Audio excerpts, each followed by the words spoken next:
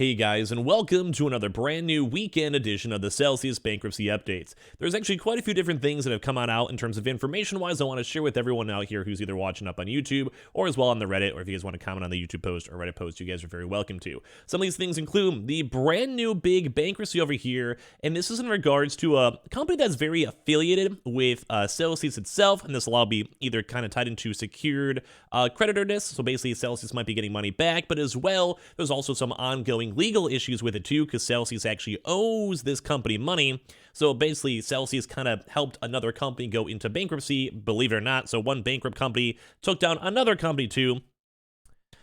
I feel like we're watching a soap opera at this point, but we're going to talk about that because it may be filing bankruptcy, and a lot of their internal information related to Celsius is coming out. We also have around $100 million now allocated towards the 1 year, basically insider potential clawbacks, and a few other little various stories tied on in. So let's go talk about a lot of this different type of stuff. If any of you guys have been enjoying the videos or Reddit posts or whatever, feel free to subscribe if you guys would want to, or leave a like, but I would always like to hear your thoughts and comments down below.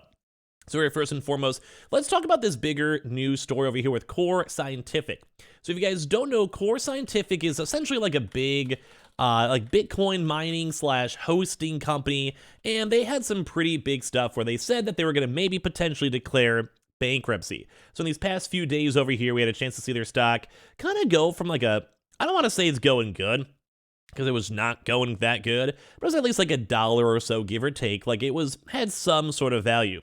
And then they basically made a huge statement stating that they may not be able to go and pay a lot of their debts that are owed throughout October and November, and as well may have to proceed into bankruptcy. So with that information news, the stock, as you guys can see, went in absolute freefall mode. And as of right now, the stock is basically around an 18-20 cent, give or take. We'll see on how it opens up on Monday, but awful. Like, look at this. This is not good. So how does this relate to Celsius? What's going on with this? Number one is that they actually had an ongoing court issue with Celsius. Basically, their contract was really bad in favor to Celsius. Like, Celsius actually had a really good contract, and then Core basically was losing a lot of money because their contract was bad. So they wanted to get out of it. So basically, Celsius basically defaults on their payments to Core Scientific, causing financial unrest. Now, this is about a week ago. As of right now, the information I just showed you guys is more recent.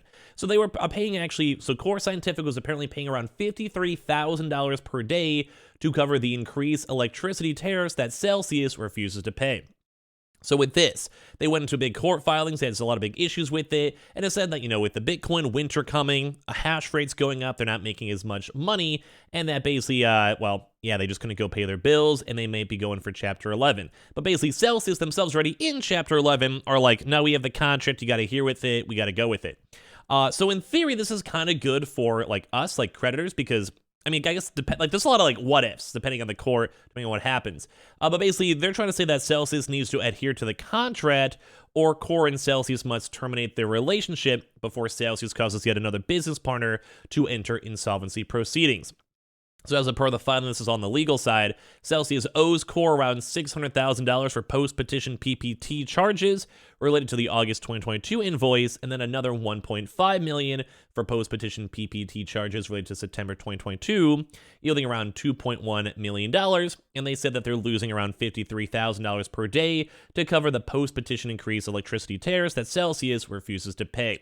Now, what I believe is that basically Celsius is saying that, no, we had a proper contract. It's not our fault that your contract was bad. And they're basically trying to get a stable price point, think like a mortgage, while then basically Core is like, hey, no, everything went up. Bitcoin went down. It's harder to mine Bitcoin, so electricity cost goes up, and actual electricity has also gone up too as well. So at this point, basically the whole Core it's all over the place. So the reason why I bring this up is now the next bit of information is that we have this now Core Scientific financials coming out, and we'll get a lot more information too, because this is a little bit above what I understand, and we have to wait for full numbers. But as of right now, they do actually owe a lot of different companies out a lot of different money. So this is basically for, as you guys know, secured people get money first, and then unsecured gets it second. So with this, they do have secured convertible notes of around $227 million, or on December 31st too as well. You guys can see it's pretty much around the same. And they also had other convertible notes too as well. Now, we have to probably wait for full-on bank statements if they do go into bankruptcy, because as you guys can tell, it's not clearly stating who, what, when, where, or why. But apparently this is, from the information we saw up on Twitter, that this is around 60% to Celsius, and then 40% to Apollo, which are essentially the two big secured creditors. So just keep that in mind. Secured creditors are above everyone. So this actually might be a lot of money coming into the Celsius estate, depending on how the bankruptcy comes. And usually secured creditors get sorted first because like their top priority in terms of bankruptcy law. So this actually might be a lot of big money coming to Celsius.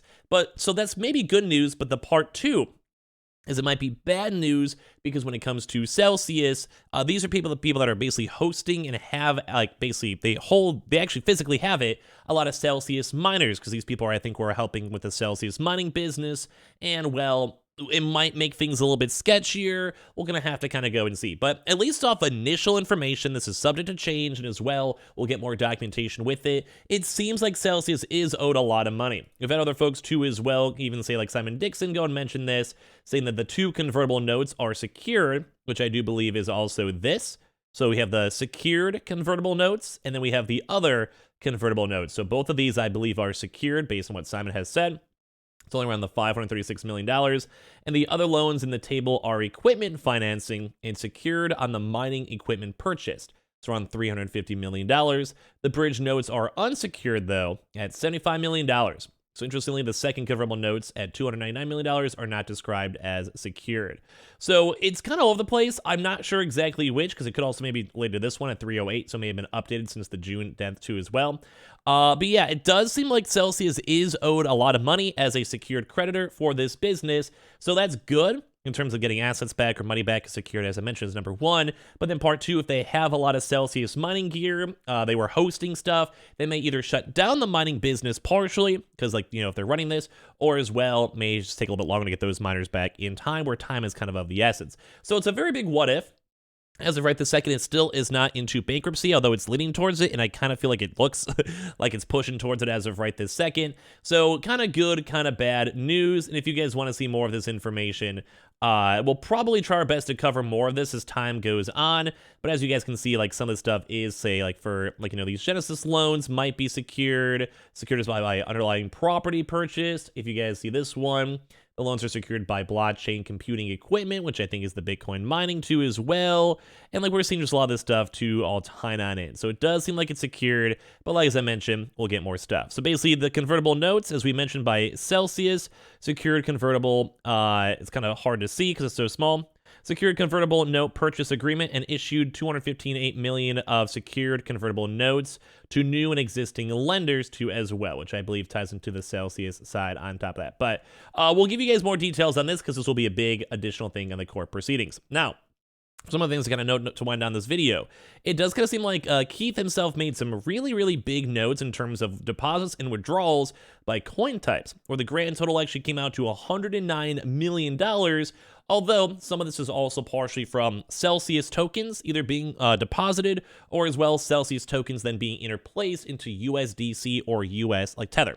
So it does kind of seem like the numbers could be upwards to around $110 million rounding up in terms of what could be potentially taken back from insider withdrawals and with insider clawbacks. So very intriguing things to kind of go note for this information. There was around, like I said, mentioned, like a delta of about $52 million.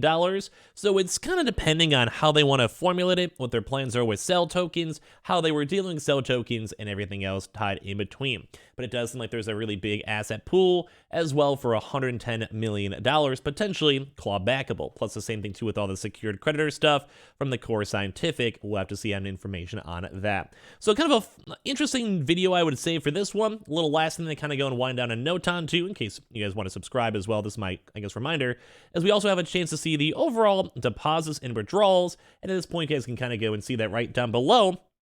There was a very huge influx around the same time of like Celsius issues and potential insolvencies, that all of those red lines are huge amounts of potential withdrawals from all these insiders and the dates and times and all of that. So it does still seem like there was some internal mention. It does still seem like a lot of this stuff is, well, kind of known. Like, I think a lot of these insiders kind of knew, and I do think insider clawbacks are probably something that should be happening, especially in the state that they knew what was happening in the company.